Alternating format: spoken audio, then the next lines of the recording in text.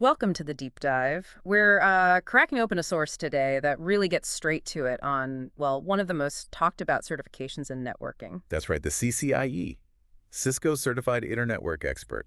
It's definitely got a reputation. It really does. And this source, it's a guide aimed right at someone who's maybe got their CCNA, perhaps even a CCNP. Yeah, someone with a solid foundation, but they're looking ahead thinking, okay, what's next? What's the peak? Exactly. And, how do I even start thinking about getting there? Mm-hmm. So our mission today is to really unpack this guide. It lays out 5 key steps. We want to pull out the core insights for you. The actionable stuff, yeah, if the CCIE is even remotely on your radar. And the guide is clear. It doesn't sugarcoat it. It calls the CCIE a different beast altogether compared to, say, the CCNP. Which is such a crucial point. It's not just a small step up, it's a leap. A big leap. But the good thing is, this guide offers a roadmap, not just a warning sign. Okay, so let's get into it. The guide starts right at the beginning. Uh-huh. Step 1 seems, well, fundamental. Absolutely. Yeah. Step 1 is choosing your CCIE track.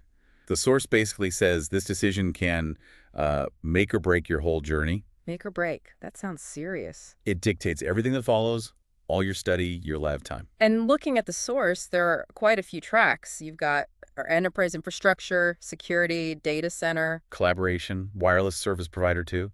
It's a decent list. So a lot to choose from. What's the advice there? It's pretty pragmatic, actually.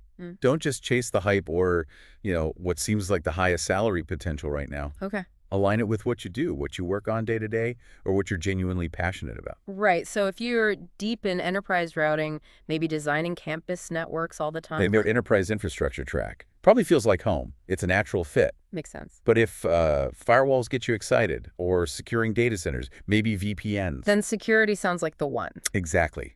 The guide really hammers this point home. Passion fuels perseverance. And you need perseverance for this. You definitely will. Hitting those roadblocks you know are coming. Okay, so track chosen. What's next? The guide says you have to understand the target. Spot on. Step 2 is deeply understanding the exam structure itself. Because, well, if you don't know what you're aiming for, You're just shooting in the dark. pretty much. And it's a 2-parter, according to the source. Right, first up is the core exam. Yep, that's your theory exam. Written, 120 minutes. Okay, 2 hours. Passing that gets you a Cisco Specialist cert, which is, nice. A good milestone. But critically, it makes you eligible to schedule the big one, the lab exam. Ah, yes, the infamous lab exam. The source calls it the real deal. And it is. We're talking an 8-hour practical exam. Hands-on. 8 full hours. Right, It's a marathon. Does the guide break down that 8 hours? It does. It's split into 2 main chunks. First 3 hours, all network design. Okay, so planning based on requirement. Exactly. Then the next 5 hours are deploy, operate, and optimize. So building it, fixing it, tuning it, live. Yep. Working in a live network environment, implementing the design, maybe dealing with stuff that's already broken. Troubleshooting is huge. Okay, so it's definitely not just about typing commands. It's the whole life cycle under pressure. And that pressure point is key. The guide mentions a lot of people fail the lab. Not because they don't know the tech. Not always, no. It's often because they weren't ready for the sheer intensity, the pace, the mental stamina required for 8 straight hours. Right, performing complex tasks under that kind of scrutiny. It's as much a test of resilience and problem solving under duress as it is pure technical knowledge. So it's a whole different ballgame than maybe a shorter written exam. You're building mental muscle, too. Absolutely. Understanding that structure core first, then lab within 18 months is vital for planning. Which leads right into what the guide seems to say is maybe the most critical part, especially if you're coming from CCNA or CCNP. Doing your hands dirty, really dirty. Step 3, build your own dedicated lab practice. This is like the core principle. Non-negotiable is the word the guide uses. Theory is one thing, but mastery comes from doing. Over and over. You have to build networks, break them on purpose, figure out why they broke, fix them, and repeat. The source even gets specific on tools for this lab, doesn't it? It does. Mentions EVNG as being super powerful, widely used. GNS3 gets a nod for routing. And Cisco's own platform, VIRL, though that's a paid one. Right. But beyond the platform, the key is using real Cisco iOS images if possible. Not just simulators sometimes. And building complex stuff, not just two routers pinging each other.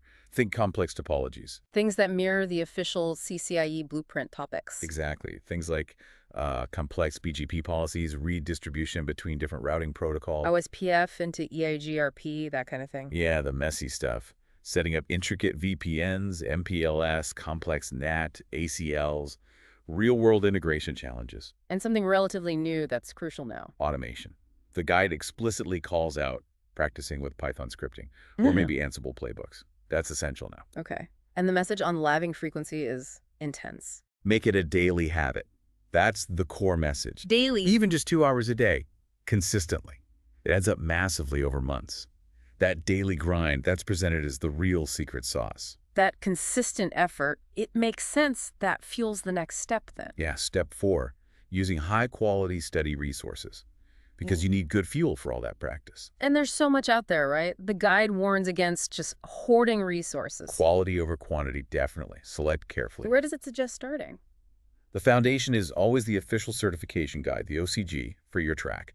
That's your theory bedrock. Okay, start with the official book. What about videos? For video, INE often comes up, often called the maybe gold standard for CCIE prep.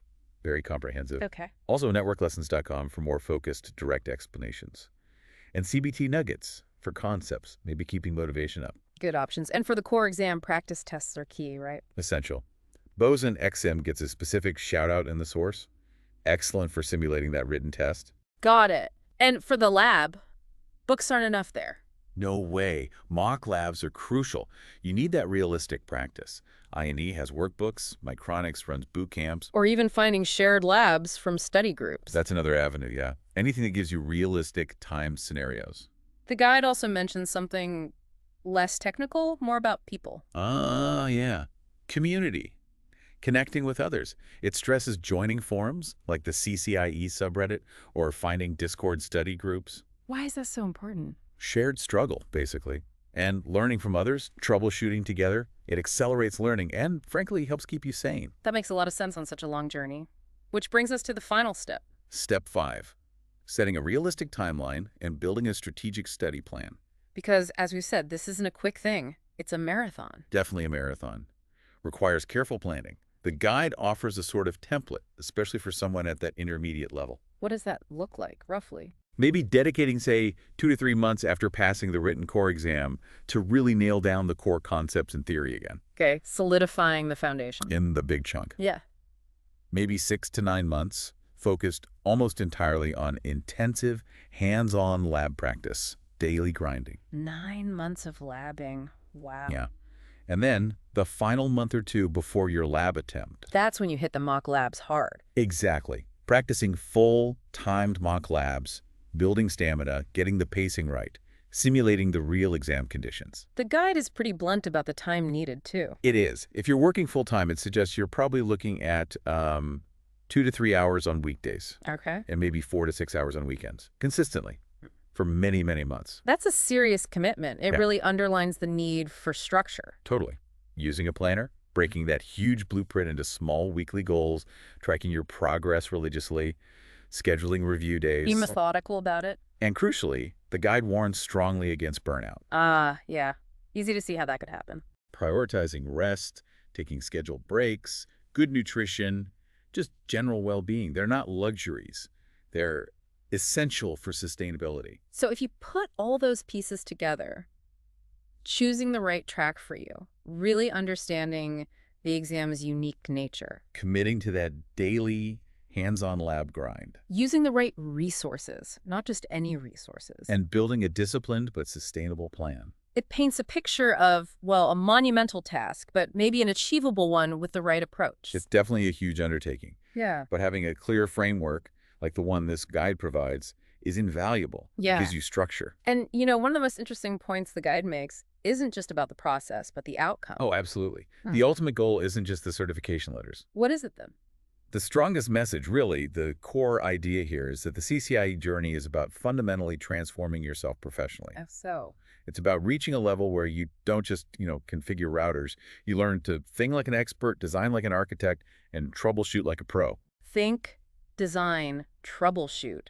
That's a much deeper change. It really is. It Yeah. emphasizes it's not just about knowing more stuff. It's about developing a whole different mindset, a different way of approaching complex problems. And for you listening, just by, digging into this topic, exploring what might come after CCNP, You're already showing that kind of commitment, that curiosity that this path really demands. definitely. And considering how much the guide stresses building that hands-on practice daily, Turning it into a deeply ingrained habit over months. it really brings up a final thought for you to chew on as we wrap up this deep dive. Given that emphasis on daily, consistent action, Mm. what's just one small practical step you could take today, right now? Yeah, what's one thing you could do today to start building that kind of habit, the kind required for this sort of long-term mastery journey?